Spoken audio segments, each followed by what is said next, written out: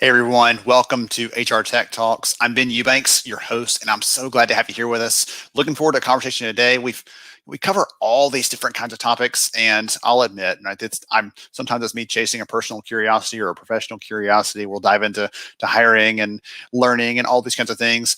But today we're going to talk about something we haven't really touched on very much in the last year we've run the show. By the way, yes, we're like right at the 1 year anniversary for HR Tech Talks, so I need a cake or something like that around here. Today we're going to talk about benefits. We're going to talk about how to customize and tailor those to your people, how to build those into what we think about as this employee experience, which can feel very vague and fuzzy. We'll talk about how benefits play a role in that, a very concrete role that we can use to elevate the conversation and to really connect with our people and serve them. We want to serve them. We'll talk about all those kinds of things and more with our guest today, Sherri Bockhorst from Businessolver. She's incredibly sharp. We were having so much fun during the prep and the preview. I can't wait to have her on camera and sharing with you. As always, number one, we're glad you're here. Go ahead and chime in. Let us know where you're connecting in from. If you have a question about benefits or a question about something related to the conversation today, please pop that in the chat. Let us know. I'll try to bring it on if we have some time and let Sherri address those. Again, she's the expert here. I'll talk about some of my experiences in and around HR. All of us have been on the receiving side of benefits, but I'm excited to hear from her about some of the things they're doing over at Businessolver and how they're serving their clients and solving these bigger problems and thorny issues. It feels like there's a lot of opportunity for us to do that right now in the tight talent market that we're in. So with enough prep and preview for that, let's bring Sherri into the conversation. Hey, Sherri, welcome. Hi, Ben. Thank you. Yes, ma'am. Absolutely. I'm excited to have you. So go ahead and give the audience a little bit about who you are and what you do before we dive into some of the fun stuff. Yeah, sure. So my name is Sherri Bockhorst. I help lead strategy and innovation here at Businessolver. So I'm always keeping an eye on the future, what's happening from a strategic perspective with our clients, what's happening from a technology perspective, and how do we pull those things together to create a better user experience. I have a bit of a different background for being in the tech space. I'm an actuary by background. So I started taking actuarial exams when I was in college. Ben and I were talking about this. I love math, love statistics. And I chose the healthcare side instead of the pension side because of the dynamic and, to me, really exciting nature of benefits. I know that's a little bit unique and sort of nerdy, but I love it. And so I worked more on the consulting side of the house about the first half of my career, but then switched over to the technology side because it is such a dynamic environment. And without the right technology, it's hard to even support the strategy. So super excited to be here today and share that passion with our audience, Ben. Wonderful. I'm so excited. And we've already got people chiming in. Everyone's listening in from Virginia and Dallas and Cleveland and Indianapolis. And you were actually in Indiana recently, you said. Michigan, Northern Virginia. So hey, everyone, welcome to the show. Glad to have you here. And again, as we're going through, if you've got something, if it's an easy question, pitch it to me. If it's a hard question, I'll make sure and pass that right on to Sherri because that's the ones that she wants. You've heard she just admitted it, right? She's the nerd here. And we're so glad to have you and excited for the conversation. So let's kind of set the stage a little bit. In my head, I'll admit this, when I unplugged from a practitioner role, it was like right when ACA and stuff was coming in. So that was the big thing. And since then, I haven't spent a lot of time other than connecting back with friends and trying to make sure I'm staying in touch with the pulse of things. Can you give us a big picture of what you're thinking about when someone says benefits? What sort of things come to mind for you as big priorities for employers right now? Yeah. So, I'll kind of split it into 3 buckets. So, there's a space I spend more time on, which is innovation. I'll talk about that more in just a minute. But the other 2 buckets are just compliance, like you mentioned, ACA. So obviously with some of the compliance and regulatory elements that happened this year with COVID, like ARPA. Don't ask me to tell you what ARPA stands for because I never remember. But so obviously from a tech perspective, we're always keeping an eye on those compliance elements and what do we need to do to enhance our system or adjust our system to ensure that we're staying in compliance with some of those changes. So that's one bucket. The second bucket is clients. So clients are always driving innovation as well. And how do we make sure that we can always support our clients in their strategy? So maybe it's a unique incentive formula that we have to be able to administer, or a unique program that they've added that we've not supported before that we need to be able to support. So always looking at what our clients are doing and how do we support our clients. But really from a more future perspective and innovation, to me, it's about There's a ton of friction in the healthcare environment. I was just talking to one of our clients the other day. Actually, I wrote down his quote, so I just have it in. He was talking about the harsh environment that employees have to navigate in the healthcare space. And I always talk about it as removing friction in the healthcare space. So how do we help people use their benefits during the year effectively? And a lot of that's through technology and personalization. So the way I interact is different than the way my husband interacts. So how do you help people navigate given the way that they want to at the time that they need that help to use those benefits that are made available to them? And that's where I really focus most of my time and energy. You used the word innovation a few minutes ago, and usually people think about benefits. They think, well, those laws are 50, 60 years old, or some of the things are newer. Obviously, you mentioned that, but like a lot of the things that govern how some of the benefits run, things like they're old, they're stale, or it feels like that's a very static area of what we the overall picture of talent that companies are kind of thinking about. But as you said there at the very end, you're just kind of tailing into personalization and the tools now being smart enough to help us really tailor those things at the moment, at the point of need. So that's the thing that Sherri needs right now in the moment. Mm-hmm. The tools are getting smart to help you with those things instead of just saying, okay, well, everybody's going to get the same thing. Right. And if Ben doesn't need that, oh, well, but that's just noise. And then when it comes time to it, I don't remember what I do have or what I don't have because I've been hit so many like irrelevant messages. So talk about personalization, right? How does that work? Give me some examples, maybe some use cases that kind of fit into this picture so people can understand what that actually looks like. Yeah. So I'll start with this story because I still remember my first job out of college. I worked for a consulting firm in McDonnell Douglas. I'm in St. Louis or outside of St. Louis, but McDonnell Douglas was one of our big clients, and they were rolling out an HMO strategy. So like 250 HMOs, and people were having a hard time understanding it. So we thought if we made a bigger glossary at the end of the annual enrollments guide and made the font bigger, right? We spent more time on that glossary. And I'll tell you, that was, 30 years ago now. And, we were trying to help people understand co-pays and co-insurance and deductibles and aggregate versus embedded. And I'll tell you what, 30 years later, people still don't understand what those terms are. Benefits literacy is still really low. And rather than trying to tackle helping people understand the terminology and having them sort of educate themselves and make their own decisions, how do we better help guide them to that next best decision? And that's what personalization is about. It's about empowering people through technology to guide them at that time of need. So, a couple of use cases, super simple. So I'll use my husband as an example. He's easy to pick on, and we're just really different. So everybody's familiar with technology in the banking industry. My husband gets a check. He wants to walk the check into the bank. He wants to talk to the teller. He wants to know what's happening in the community. He uses that as an opportunity to connect, and he gets cash back. He likes to have cash. If you need cash, Gabe always has money in his pocket. I never have a single dollar in my pocket because I, on the other hand, sit with my phone next to me all day long. A check comes, I snap a picture of it, and it's done in 30 seconds. So different people interact in different ways. And so for me, if it's the middle of the night, we have a 10-year-old, if it's the middle of the night and I'm not sure what to do because I can't remember exactly what that temperature is where I need to be worried, or I'm sort of a worrywart anyway. So even if George is not at that temperature, I'm still going to want to take some action because I'm a sort of worrying mother. So I want to connect with a telemedicine provider.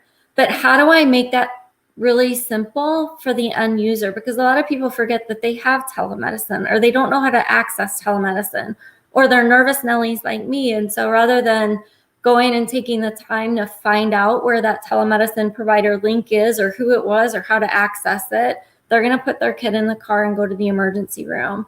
And that costs a lot of money. It costs money to the plan, right, to the employer. It costs money to me as the consumer. It takes time and energy out of my family because now we're all tired the next day because we spent all night in the emergency room. And so how do we help people get real-time access to the resources that can add a lot of value to their daily lives in that time of need. And so that's what we're trying to do, but do that in a way in which it's comfortable for people like me who's used to using technology and people like my husband who's not. And that's what personalization is about, is helping people in the time of need in the mode that they are most familiar with or most comfortable with using.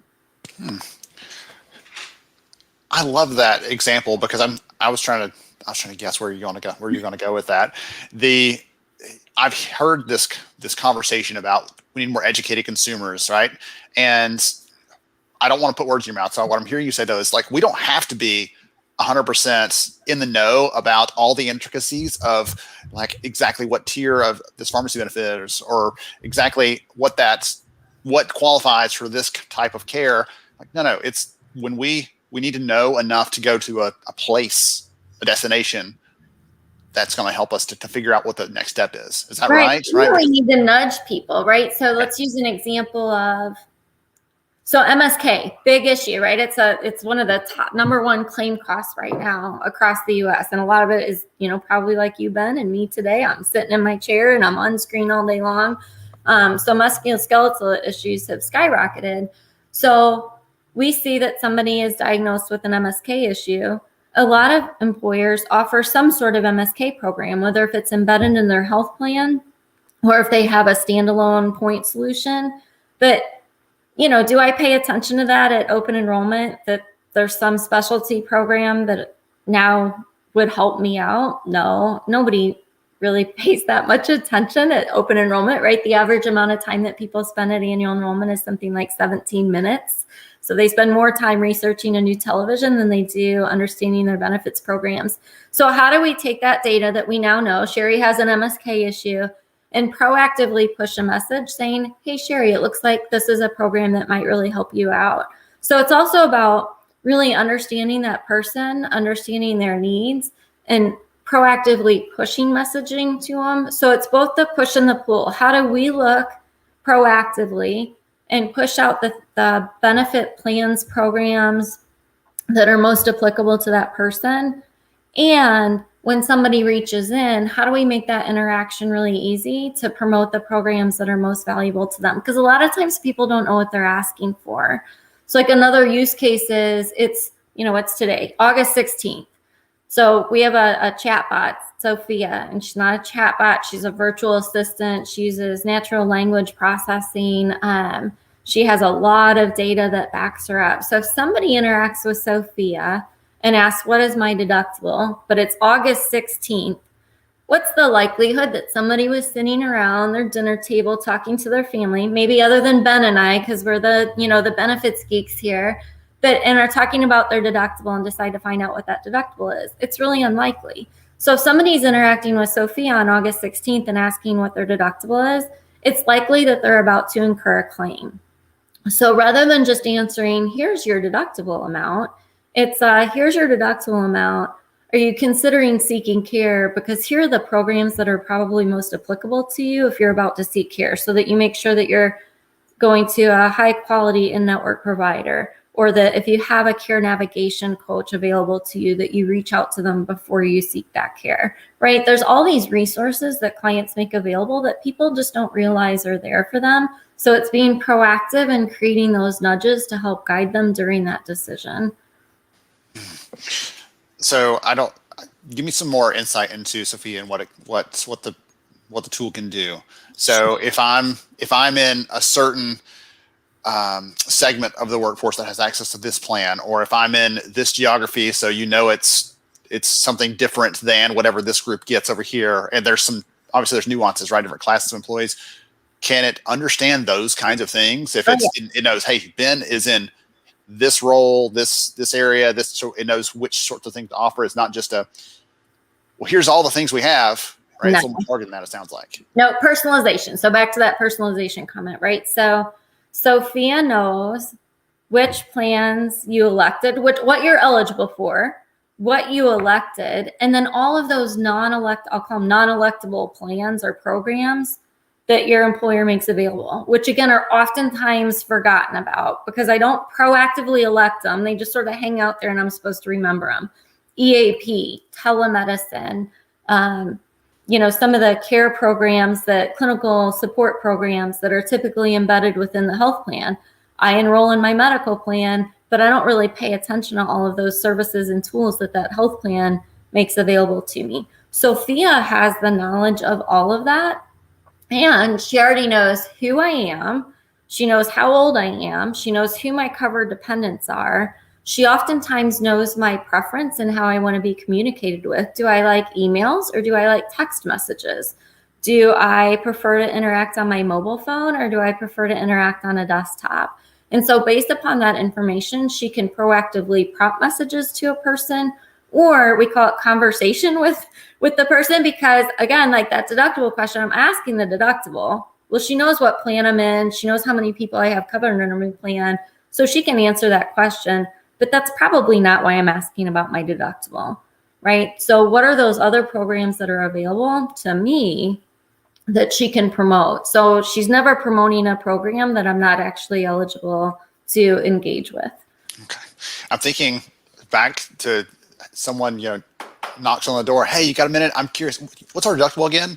Yeah. It's never because they're, as you said, it's never because they're just like really interested in the deductible all of a sudden. It's because we just found out we're going to have a baby. We just found, my wife has some symptoms. Like we're trying to figure out what to do. And I love that it takes that a little step further than just here's this, good luck, but here's what to do. Having a baby is a great example. So people come to us for the transaction, obviously, right? This is Benefitsolver is where they go to add that new child to their benefits. Employers offer a ton of resources that can be available to new parents and be valuable to new parents. So, somebody comes in just to enroll the child, but at that time, Sophia or the system can prompt that individual and say, hey, congratulations on your new child.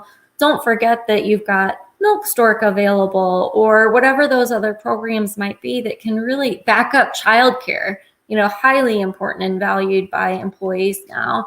So making sure that we promote those programs that clients make available at no cost to the employee based upon the relevant information in their life.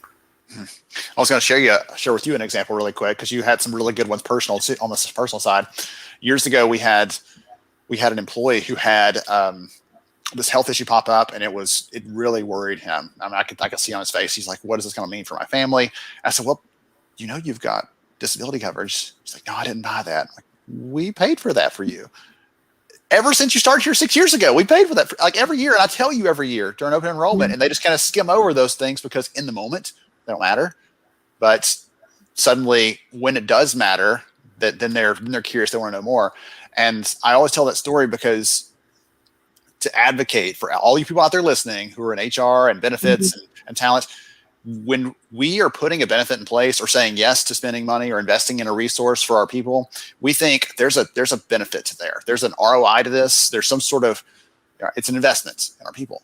But if they don't know about it and they can't take advantage of it in the moment when they need it most, it might as well not be there at all. You might as well not have those things. And so I always am encouraging, we think about, we probably presented some pretty spreadsheets and some charts and some PowerPoints and things to our leaders when we got the investment to go do those things. But if we don't do a good job of making sure they take advantage of those things when they need them the most, it might as well not have that at all. Right. We kind of break it into selection and activation. How do we help people choose their electable benefits at time of enrollment? Selection. But then how do we really help them engage in those benefits during the year? And that's that activation part, because so many of those value add programs, you're right, they go through and somebody goes through enrollment, whether if they're a new hire during annual enrollment, they're focused on those benefits that they have to pay for and what they are going to purchase. And they sort of forget about all of those other wonderful assets that clients offer. And then they don't get utilized. And so then the client's not really getting the ROI out of it. And even more importantly, it's not helping remove that friction in the healthcare system. Like we were talking about in the beginning, it doesn't really help remove that friction in the healthcare system if people don't know that it's there and therefore they don't engage with it. So that's what we call it personalized navigation, but that sort of activation in all of those plans and programs. So you gave an example earlier, and I want to expand that out a little bit. You talked about, hey, our child is sick, and that causes anyone who's a parent to just lose every sense of, cohesion or coherence, I guess. And our child is sick. We've got to figure this out. Let's just go ER. We got to go solve this right now. I talked to a company a year or two ago, and their head of HR was telling me that they actually had gone through, they're doing a kind of big picture annual review of the different kinds of claims that were coming through their plan to figure out like, where can we save some money? And they realized there was a big chunk of people who were using ER visits for something that was not quite at the level, right? It wasn't a broken bone. It wasn't something, I'm thinking all my kids' stories right now. Let's not. But it wasn't anything serious like that. It was an illness that probably could have been like an urgent care or even a telemedicine, like you're talking about. How should companies be doing reviews like that on a regular basis? I guess, like, I don't want to take it for granted that people just know that that's a best practice. Will you talk about that a little bit? Because again, you're the numbers person. It's all, let's look for trends in the data, things like that. But we both know that the average HR person is not bent that way. They're not made to be really like, I can't wait to analyze this next thing, whatever it is. No, but those are great. A couple of really good data points to look at, in my opinion. So I'm thinking off the top of my head, but one of them is that non-emergency emergency room utilization. So I was just looking at data from one of our larger clients last week. 41% of their emergency room visits were not for urgent reasons, right? It was people who probably didn't know what to do, didn't know where to go, didn't know it was okay to wait until Monday to call the doctor, right? And so they went to the emergency room. 41% of the ER utilization was for non-urgent situations. And that's a huge, again, and it's a cost for the plan, for the employer, right? Most of our clients are self-funded, but it's a cost of the plan. It's a huge cost to the person though, too, right? That's a much more expensive visit than urgent care or telemedicine. So how do we help get in front of that claim? So that's a great data point to look at. I really like to look at network utilization. A lot of people think that in-network utilization is no longer an issue. Same client, they have 12% out of network utilization. And again, that's a huge expense to the participant, and it's an expense to the plan. And so it's all about getting in front of the claim. How do we get in front of the claim through that personalization and through making it really, really easy to help somebody navigate to an alternative solution? And so those are a couple of statistics. Obviously, know what your highest claim costs are. Like MSK I mentioned is really popping up for a lot of our clients. And then what are the solutions that you have in place that can support that so that you make sure to pull those forward? A lot of organizations have an MSK program, but it's built into the health plan. And again, people forget that it's there. So know those top claim conditions. Definitely look at prescription drug utilization and how you can intervene to redirect their prescription to a generic or mail order, some of those lower cost alternatives, which again, these are all win-win scenarios because you, the client, pays less and me, the member, pays less. So again, remove that friction and help navigate them to that alternative. For those of you out there listening in, by the way, if you've got questions, obviously Sherri is willing to answer anything. So I've been throwing them at her for a little while. We've got about 5-6 minutes left on the episode today. So if you've got a question, please ask it. If it's related to benefits, we'll see if we can get it in for her. One of the things we talked about personalization in a lot of different ways. And there's all these different use cases and examples. What I try to do when I'm talking about thinking through one of these, that can be very vague and broad and just like a great headline, but what does that mean if I'm administering a benefits plan for an organization? What does it mean? And so you've given a lot of examples as we've gone through here, right? Looking at the different individuals, different needs at the moment and all those kinds of things, different areas. You talked about a minute ago, like pharmacy, even those kinds of things. I don't remember what question I was going to ask now. I'm like, personalization, yes. And it was really good. Probably an encouragement for the audience out there to be listening in for those cues. As you're talking through these things, when Sherri says, hey, this is what I do as a mom, or when I'm saying, here's what I'm doing when I'm thinking about our family, or you have people right now that are thinking about something medical related that aren't sure what to do, that aren't sure where to go. And so even if it's just an intermediate step today, like proactively, hey, by the way, here's what we have, or here's what we have available, or if you don't know, here's how you get in touch with us at any time. Like, just figure this out, because not everybody has access to a Sophia to get this kind of question answered 24/7. So I wanted to encourage the people out there that don't walk away from this thinking, oh, Sherri was smart, or that was neat, or informative, and not actually do anything, because that's the hardest part. This is not something simple. Benefits isn't this like really small, well-defined thing that you can just pick up and move. There's a lot of pieces to it, a lot of moving parts too. And I think that's probably where I was going with that. So the personalization piece, it makes it seem more complex, but really it's already complex. That doesn't change how hard it is. You're just acknowledging it now. Yeah. Well, and it's about, to me, personalization is about how do we leverage the data that we have access to, combine with technology to get the right message into the right person's hand at the right time. So, I'm almost 50 years old and I'm a female. Don't send me a message about a PSA test. It doesn't apply to me. And if you continue to push messages to your broad population that are specific to a unique population, then everybody will start to turn off. And that's the concern, right? So I think we went through a phase in benefits where it was over communicate, right? Just keep pushing everything out there all the time. And so if you're pushing everything all the time, eventually Sherri's going to get the right message. But I think that backfired in the benefits space. I think it backfires in general, because when you over inundate, is that the right words? From a messaging perspective, people just start to turn off, right? So one of the things that we found, because we do focus on personalization, where I'll get the message about having not had my mammogram because I haven't had it, right? Where somebody else won't get that message because they have had it. I'm not going to get the message about the PSA because it doesn't apply to me, right? We know those person's unique circumstances. And so those are the only messages I get. And because of that, we find that our email open rates are really high, like well above industry standard. The engagement rates are significantly higher than industry standard.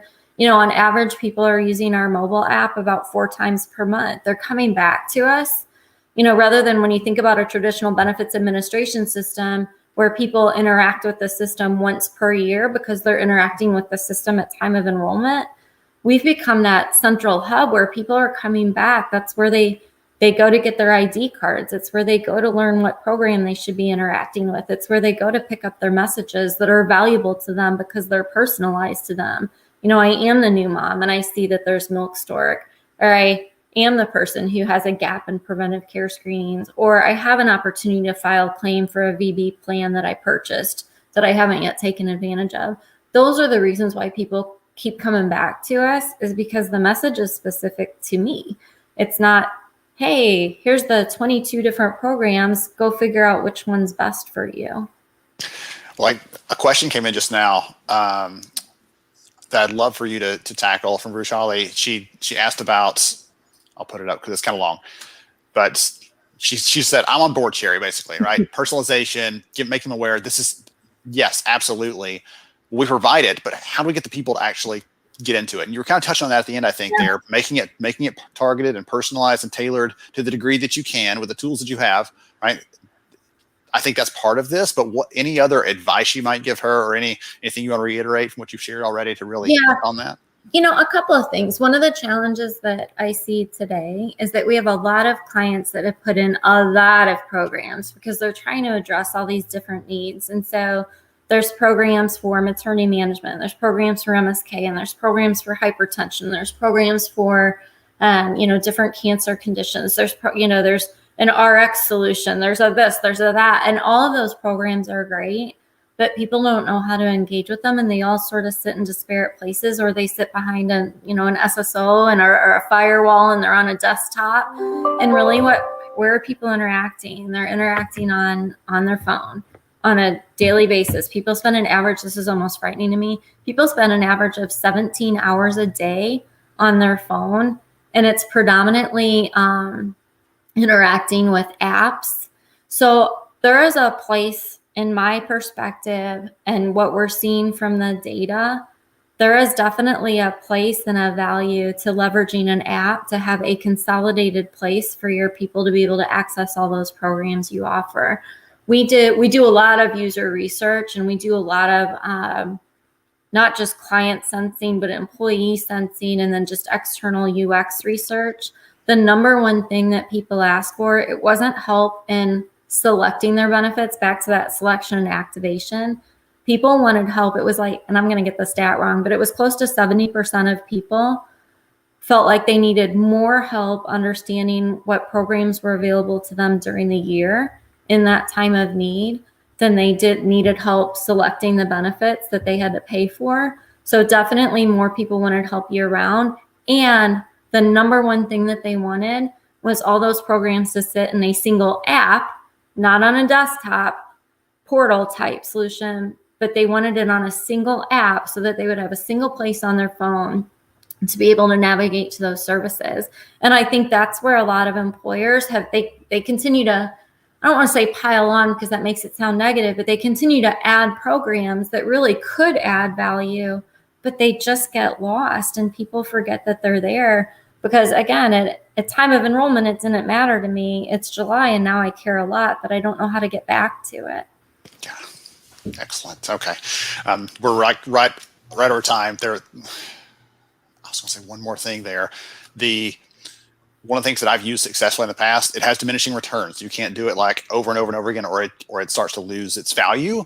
But last year we had an employee, family of 7. Here's the problem they had. Father had cancer. Here's what the advantage or the benefits they took advantage of that we offer.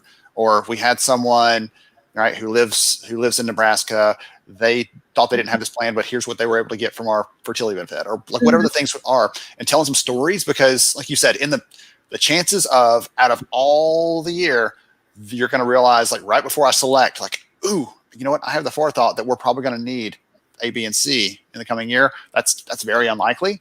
The rest of the year, though, is when people need that reinforcement, need to just hear those stories and to be reminded that these things are there for you, for your benefit. We purchased those, or you've invested those alongside us as an employee to make sure that you have the best care, not just for yourself, but for your family as well. So we are a little bit over. Sherri, if someone wants to connect with you or connect with Businessolver, what's the best way to do that? Yeah, if you want to learn more about Businessolver, just go to our website. It has so much information and content and white papers and research. We do a lot of research. We want to share that with anybody because we think it just helps the industry progress. And if you want to connect with me, happy to connect. You can reach me on LinkedIn, which I think is where this is posted. So. Yeah, absolutely. Awesome. Thank you so much for hanging out with us. I appreciate your time, for letting me run over a few minutes. I love being able to just dive into this stuff. And I didn't love the benefits like admin stuff, but I always love communicating that to people and helping them find the right things for them. Because like you said, we talked about this kind of today, like there are often emotional moments when they're trying to decide how to take advantage of the things that you've offered. And that was the times where I felt was the most connected, most human. And so I appreciate what you and the team are doing to support that. Thank you for hanging out. I appreciate it. All right. To everybody else, thank you for joining us. We ran a few minutes over today, but it was a great conversation. We had some great comments. Thank you to all of you that hung out with us, that shared, that asked questions, that chimed in. If you have other questions, please feel free to share them on the replay, even if you're watching this later on, and I'll make sure that the team gets them. They'll be kind of watching the feed here on the episode. Thank you all for joining us. We'll catch you again. We actually have a special episode coming up this Wednesday, off schedule episode for our normal Mondays. And we'll be talking to a company about hiring and compliance and I-9s and ACA and all those kinds of fun things. So a good episode coming there. Thank you to all of you for spending some time with us. Appreciate you. You're doing great work out there. And I'll catch you again next time on HR Tech Talks.